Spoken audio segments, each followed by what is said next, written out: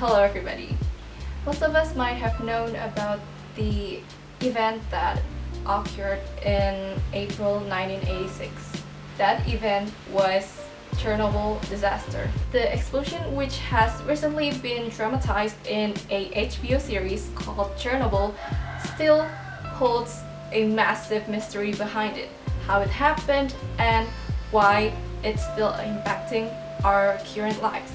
So today I'm going to share with you how the Chernobyl disaster made changes in civilization from its background story, the direct causes, and also the impacts that are still brought in today's life.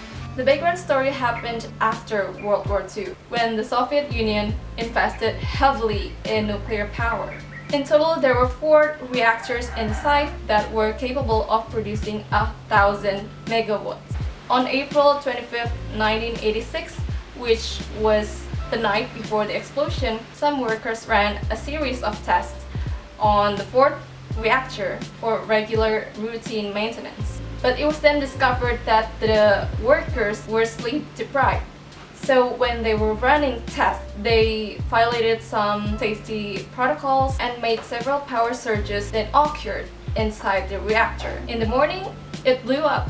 The explosion then gave some huge impact. As the core of the reactor got exposed, the radioactive material was then spread all over the atmosphere. It was until 36 hours after the neighborhood was getting evacuated. It was also estimated around 50 people died during the explosion.